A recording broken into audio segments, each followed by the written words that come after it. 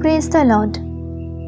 আজ আমরা একটি প্রশ্নের উত্তর আলোচনা করব যা অনেকের মনেই আসে। তা হলো, যারা যিশুর বিষয়ে কোনোদিন শোনেনি তাদের কি হবে আর তারা কোথায় যাবে। আসুন বাইবেল এই ব্যাপারে কি বলে তা দেখা যাক। বাইবেল স্পষ্টভাবে ঘোষণা করে যে ঈশ্বর নিজেকে সৃষ্টির মাধ্যমে সমস্ত মানুষের কাছে প্রকাশ করেছেন। রোমিও 1:20 লেখা আছে, কারণ তার অদৃশ্য গুণাবলী অর্থাৎ তার চিরন্তন শক্তি ও ঈশ্বরত্ব জগৎ সৃষ্টি হতেই তার সৃষ্ট কাজের মাধ্যমে স্পষ্টভাবে দেখা যায়। ফলে মানুষের কোনো অজুহাত নেই বা উত্তর দেওয়ার কোনো পথ নেই। এই ভার্সে বোঝানো হয়েছে প্রকৃতি ও সৃষ্টি জগতের মাধ্যমে ঈশ্বরের অস্তিত্ব ও গুণাবলী বোঝা যায়, কিন্তু মানুষ নিজের ইচ্ছায় সেই সত্যকে প্রত্যাখ্যান করে। উপদেশক 3:11 লেখা রয়েছে, তিনি সকলেই যথাকালে মনোহর করিয়াছেন, আবার তাহাদের হৃদয়ের মধ্যে চিরকাল রাখিয়াছেন। তথাপি ঈশ্বর আদি অবধি শেষ পর্যন্ত যে সকল কার্য করেন, মনুষ্য তাহার তত্ত্ব বাহির করিতে পারে না। অর্থাৎ তিনি প্রতিটি মানুষের অন্তরে নিজের সন্ধান দিয়েছেন, কিন্তু সমস্যা হলো পাপ। মানুষ ঈশ্বরের জ্ঞান থাকা সত্ত্বেও সেই জ্ঞানকে উপেক্ষা করে নিজের মতো করে জীবনযাপন করে।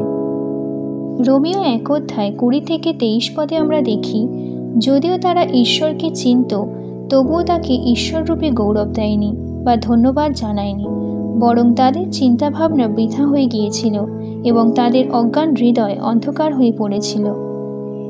অতএব সমস্যা এটি নয় যে কেউ ঈশ্বর সম্বন্ধে কিছুই জানে না। প্রকৃত সমস্যা হলো মানুষ সেই জ্ঞানকে অবজ্ঞা করে। কিন্তু আবারও ঈশ্বরের প্রতিশ্রুতি রয়েছে।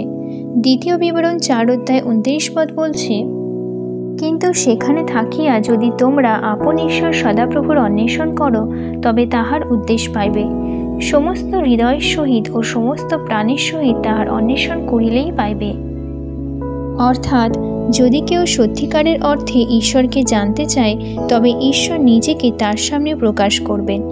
কিন্তু রোমিও 3:11 বলছে, কেউ বোঝে না, কেউ ঈশ্বরকে খোঁজে না।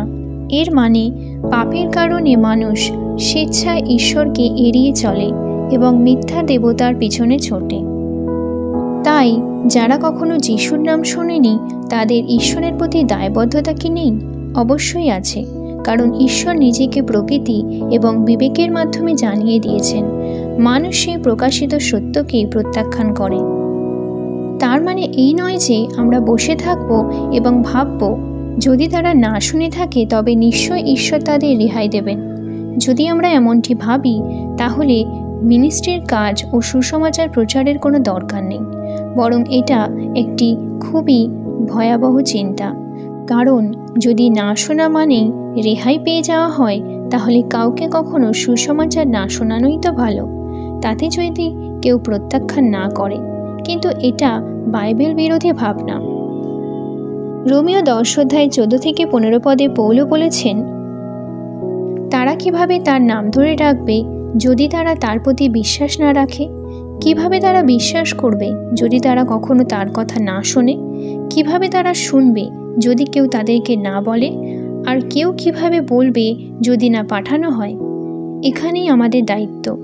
আমরা যিশুর শেষ আদেশ অনুযায়ী সমস্ত জাতির মধ্যে সুসমাচার প্রচার করব।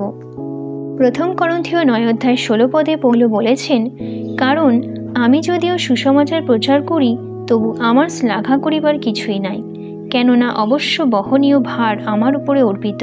ঠিক আমাকে, যদি আমি সুসমাচার প্রচার না করি।